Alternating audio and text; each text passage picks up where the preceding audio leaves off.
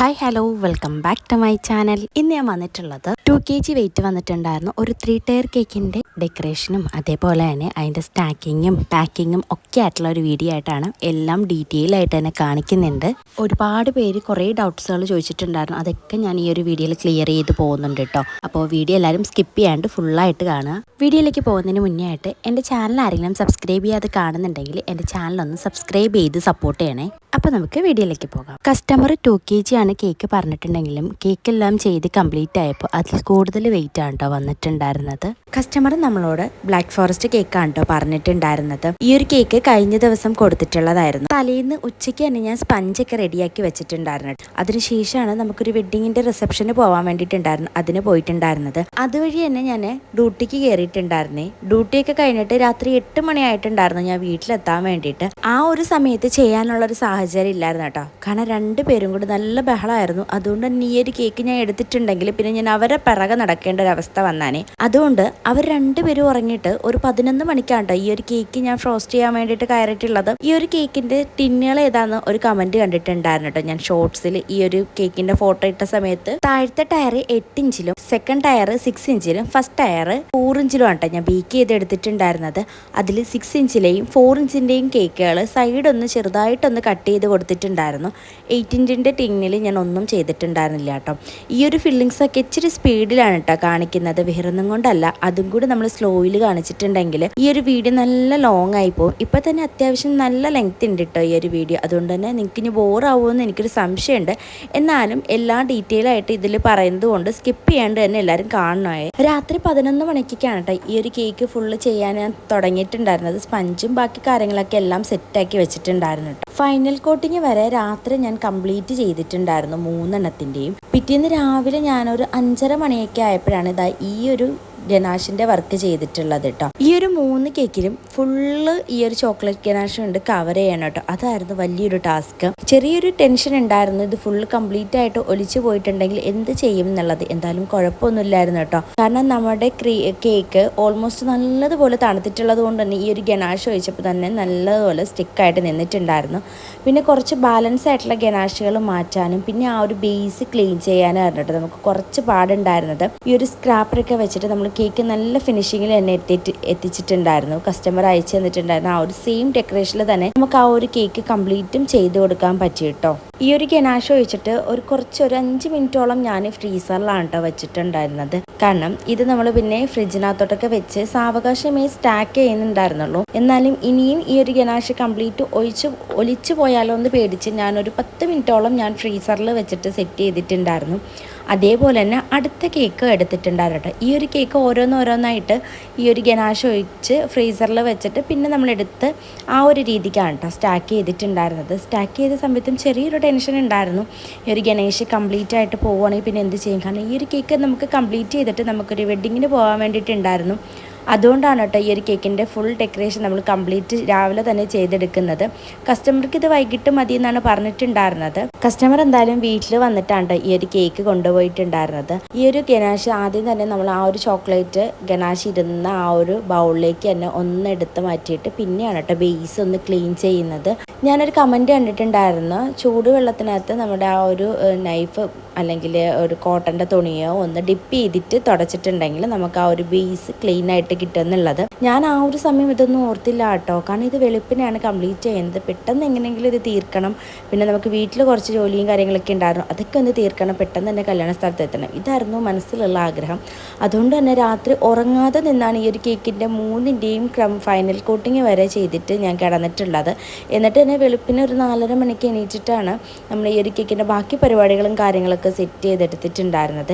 എന്തായാലും ഫൈനൽ ലുക്കൊക്കെ കസ്റ്റമർക്ക് ഒത്തിരി ഇഷ്ടമായിട്ടുണ്ടായിരുന്നു. ഇത് നമ്മുടെ ഒരു ഫസ്റ്റ് കസ്റ്റമറായിരുന്നു. എൻ്റെ ഒരു സ്ഥിരം കസ്റ്റമറാണ്. ഈ ഒരു കസ്റ്റമർക്ക് നമ്പർ കൊടുത്തിട്ട് നമ്മൾ കോൺടാക്റ്റ് ചെയ്തിട്ടുണ്ടായിരുന്നത്. നമ്മുടെ സ്റ്റാൻഡ് ബീറ്ററിൻ്റെ അപ്ഡേഷൻ എന്തായിരുന്നു ഒരുപാട് പേര് ചോദിച്ചിട്ടുണ്ടായി. ഒന്നും ആയിട്ടുണ്ടായിരുന്നില്ല, ശരിയാക്കുന്നുണ്ട്, അതിൻ്റെ സാധനം വന്നിട്ടുണ്ട്, ഇപ്പോൾ ശരിയാക്കി തരാം എന്നൊക്കെ കുറേ ദിവസം കൊണ്ട് പറയുന്നുണ്ടായിരുന്നു. 2 ദിവസം കൂടെ സമയം കൊടുക്കാം എന്ന് ഞാൻ പറഞ്ഞിട്ടുണ്ട് കേട്ടോ. അതില്ലാണ്ട് പറ്റുന്നില്ല. പിന്നെ നമുക്ക് ഇപ്പോഴത്തെ സാഹചര്യത്തിൽ അത്രയും കോസ്റ്റ്ലി ആയിട്ടുള്ള ഒരു സാധനം വാങ്ങിക്കാനും പറ്റില്ല കേട്ടോ. അതുകൊണ്ടാണ് നമ്മൾ വെയിറ്റ് ചെയ്യുന്നത്. ഇനി നമുക്ക് സ്റ്റാക്കിംഗ് പരിപാടിയിലേക്ക് വരാം. കേക്ക് നല്ലതുപോലെ സെറ്റ് കട്ട് ചെയ്തിട്ടാണ് കേട്ടോ ഞാൻ സ്റ്റാക്ക് ചെയ്യാൻ വേണ്ടിയിട്ട് എടുത്തിട്ടുള്ളത്. പ്ലാസ്റ്റിക്കിൻ്റെ ഈ ഒരു സ്റ്റിക്കാണ് കേട്ടോ എടുത്തിട്ടുള്ളത്. നല്ല കട്ടിയുണ്ട്. നമ്മൾ 2 ടയർ വെയിറ്റ് കുറഞ്ഞതൊക്കെ ആണെങ്കിൽ നമുക്ക് വുഡിൻ്റെത് മതി. ഇത് തന്നെ പ്ലാസ്റ്റിക്കിൻ്റെ ഡവൽസാണ് കേട്ടോ എടുത്തിട്ടുള്ളത്. മുന്നേ ഒരു കമൻറ്റിൽ ചോദിച്ചിട്ടുണ്ടായിരുന്നു, അത് നമുക്ക് ഒരുപാട് ടൈപ്പ് ചെയ്യാൻ പറ്റാത്തത് കൊണ്ടാണ് അത് ഞാൻ നേരിട്ട് കാണിക്കാൻ ഒരു വീഡിയോയ്ക്ക് വേണ്ടി വെയിറ്റ് ചെയ്യായിരുന്നു. ഞാൻ ഫസ്റ്റ് നമ്മൾ ആ ഒരു കേക്ക് ബേസിൽ നിന്ന് കേക്ക് എടുക്കുന്ന സമയം നൈഫ് വെച്ച് ജസ്റ്റ് ആ ഒരു കേക്ക് നന്നായിട്ട് റൊട്ടേറ്റ് ചെയ്യുന്നുണ്ടായിരുന്നു. റൊട്ടേറ്റ് ചെയ്ത് കേക്ക് ഒന്ന് ഇളക്കിയതിന് ശേഷമായിട്ടാണ് കേക്ക് പൊക്കിയെടുക്കുന്നത് കേട്ടോ. അപ്പോൾ ആ ആൾ ചോദിച്ചിട്ടുണ്ടായിരുന്നത് കേക്ക് ടയർ ചെയ്യാൻ സമയമാകുമ്പോൾ ആ ഒരു ബേസിൽ നിന്ന് വരുന്നുണ്ടായിരുന്നില്ല എന്നാണ് കേട്ടോ പറഞ്ഞിട്ടുള്ളത്. ഇതേപോലെ ഞാൻ പാലറ്റ് നൈഫ് വെച്ച് ഒന്ന് റൊട്ടേറ്റ് ചെയ്ത് കൊടുത്തതിന് ശേഷമാണ് കേട്ടോ നമ്മൾ കേക്ക് പൊക്കിയെടുക്കുന്നത്. പിന്നെ ഇത് ഫുള്ള് ചോക്ലേറ്റിൻ്റെ ഗനാഷ് ആക്കിയിട്ടുള്ള ഒരു കേക്ക് ആയതുകൊണ്ട് തന്നെ ഞാൻ സെൻറ്ററിൽ കൂടി വീണ്ടും ഒരു ഡവലിൽ കുത്തി ഇറക്കിയിട്ട് അതൊന്ന് ഫുള്ള് ആ ഒരു 3 കേക്കും കൂടെ ഒന്നിച്ചിട്ട് ആ ഒരു ഡവലിനകത്ത് ആക്കിയിട്ടാണ് കേട്ടോ പാലറ്റ് നൈഫ് മാറ്റി കൊടുക്കാറുള്ളത്. നോർമലായിട്ടുള്ള ക്രീം കേക്കൊക്കെ സ്റ്റാക്ക് ചെയ്യുന്ന സമയത്ത് ഞാൻ അങ്ങനെ വെച്ച് കൊടുക്കാറില്ല കേട്ടോ. നല്ല രീതിയിൽ ഡവൽസ് വെച്ചിട്ടുണ്ടായിരുന്നു. ടോപ്പിൽ 3നും കൂടി 2 എണ്ണവും പിന്നെ 2 എണ്ണത്തിന് കൂടി 3 എണ്ണവും ഏറ്റവും ലാസ്റ്റത്തതിന് ഒരു 4 എണ്ണം ആ ഒരു രീതിക്കാണ് കേട്ടോ സ്റ്റിക്ക് കൊടുത്തിട്ടുണ്ടായിരുന്നത്. കാരണം ട്രാവലൊക്കെ ചെയ്ത് പോകുന്നതല്ലേ, കേക്കിന് എന്തെങ്കിലും ചരിവോ വളവോ ഒക്കെ വന്നാലോ എന്ന് പേടിച്ചിട്ടാണ് കേട്ടോ. കസ്റ്റമർ നമുക്ക് തന്നിട്ടുണ്ടായിരുന്ന റെഫറൻസ് പിക്ചറിനകത്ത് ഈ ഒരു സെയിം ഡെക്കറേഷൻ ആയിരുന്നു, പക്ഷേ എങ്കിൽ കളർ ചേഞ്ച് ഉണ്ടായിരുന്നു കേട്ടോ. അതൊരു പിങ്ക് ഷെയ്ഡായിരുന്നേ. കസ്റ്റമർക്ക് ഒരു യെല്ലോ ഷെയ്ഡ് വേണമെന്ന് പറഞ്ഞതുകൊണ്ട് ആ ഒരു രീതിക്കാണ് സെറ്റ് ചെയ്തിട്ടുണ്ടായിരുന്നത്. ക്രീം ഒത്തിരി ആയി എന്ന് പറഞ്ഞിട്ടും കമൻറ്റുകൾ വന്നിട്ടുണ്ടായിരുന്നു കേട്ടോ. അത് കസ്റ്റമർ നമ്മൾക്ക് പറഞ്ഞിട്ടുള്ള അല്ലെങ്കിൽ തന്നെ കാണിച്ച് തന്നിട്ടുള്ള ഡെക്കറേഷൻ അതേപോലെ തന്നെയാണ് കേട്ടോ നമ്മൾ ചെയ്ത് കൊടുത്തിട്ടുണ്ടായിരുന്നത്. ഈ ഒരു കേക്ക് കംപ്ലീറ്റ് ചെയ്ത് ഫ്രിഡ്ജിൽ വെച്ചിട്ടാണ് നമ്മൾ കല്യാണത്തിന് പോയിട്ടുണ്ടായിരുന്നത്. ഈ ഒരു കേക്കിൻ്റെ സൈഡിലേക്കായിട്ട് കുറച്ച് ഷുഗർ ബോൾസ് വെക്കാൻ വേണ്ടിയിട്ടുണ്ടായിരുന്നു.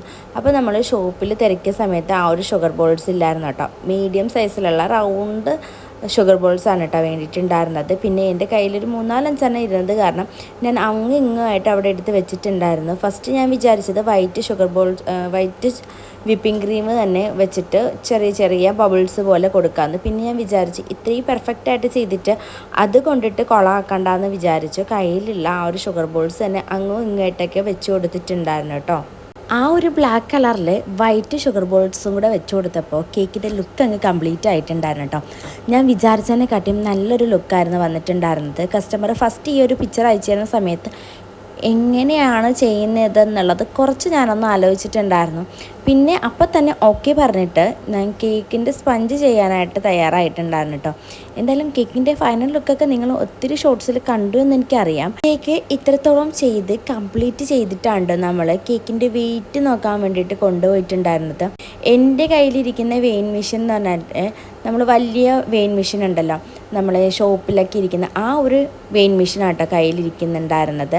അപ്പോൾ അതിനകത്ത് വന്നിട്ടുള്ള വെയിറ്റ് ഞാൻ ഇവിടെ കൊടുക്കുന്നുണ്ട് കേട്ടോ. 685 ഗ്രാമാണ് വന്നിട്ടുണ്ടായിരുന്നത്.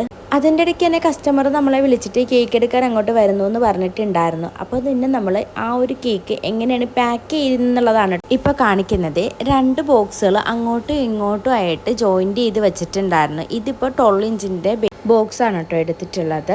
എന്നിട്ട് നമ്മളിത് ഇതേപോലെ ഒന്ന് ഇറക്കി വെച്ച് കൊടുക്കുന്നുണ്ട്. പിന്നെ നമ്മൾ ഈ ഒരു ഭാഗങ്ങൾ തമ്മിൽ ജോയിൻറ്റ് ചെയ്തിട്ട് മുകളിൽ സ്റ്റാപ്ലെയറാണ് കേട്ടോ ചെയ്ത് കൊടുക്കുന്നത്. കേക്ക് തട്ടില്ല കേട്ടോ. ഞാൻ ഇടയ്ക്കിടയ്ക്ക് ഇങ്ങനെ നോക്കുന്നുണ്ടായിരുന്നു. പിന്നെ ഈ ഒരു ഭാഗവും ജോയിൻറ്റ് ചെയ്തിട്ട് അവിടെയും സ്റ്റാപ്ലെയർ ചെയ്യുന്നുണ്ട് കേട്ടോ. പിന്നെ ആ ഒരു കുറച്ച് ഭാഗത്ത് സ്പേസ് ഉണ്ട്, അവിടെ നമുക്ക് വേണമെങ്കിൽ ക്ലീൻ റാപ്പോ അങ്ങനെ എന്തെങ്കിലും വെച്ചിട്ട് കവർ ചെയ്ത് കൊടുക്കാം. ഞാനൊന്നും ചെയ്ത് കൊടുത്തിട്ടില്ല കേട്ടോ. കാരണം വീട്ടിൻ്റെ അടുത്ത് തന്നെയായിരുന്നു കേക്ക് കൊടുക്കാൻ വേണ്ടിയിട്ടുള്ളത്. ഒരു ഓട്ടോയിൽ കൊണ്ടുപോകുന്നതുകൊണ്ട് തന്നെ ഞാൻ അങ്ങനെ തന്നെ കൊടുത്തിട്ടുണ്ടായിരുന്നു. പിന്നെ നമ്മുടെ ടോപ്പറും നൈഫൊക്കെ ഇതേപോലെ ഒന്ന് സെറ്റ് ചെയ്ത് കൊടുത്തിട്ടുണ്ടായിരുന്നു. ഇതായിരുന്നു കേട്ടോ നമ്മുടെ കേക്കിൻ്റെ ഫൈനൽ ലുക്ക് വന്നിട്ടുണ്ടായിരുന്നത്. അപ്പോൾ ഇന്നത്തെ വീഡിയോ ഇത്രയേ ഉള്ളൂ കേട്ടോ. വീഡിയോ നിങ്ങൾക്ക് ഹെൽപ്ഫുള്ളായെന്ന് തോന്നുകയാണെങ്കിൽ പ്ലീസ് ഒന്ന് ലൈക്ക് ചെയ്യുക, ഷെയർ ചെയ്യുക, കമൻറ്റ് ചെയ്യുക. അതോടൊപ്പം തന്നെ സബ്സ്ക്രൈബ് ചെയ്ത് കാണുന്നവർ സബ്സ്ക്രൈബ് ചെയ്ത് സപ്പോർട്ടും കൂടെ ചെയ്യണം കേട്ടോ. അടുത്ത ഇതേപോലെ ഒരു ഹെൽപ്ഫുൾ വീഡിയോ ആയിട്ട് കാണുന്നത് വരെ താങ്ക് യു ഫോർ വാച്ചിങ്.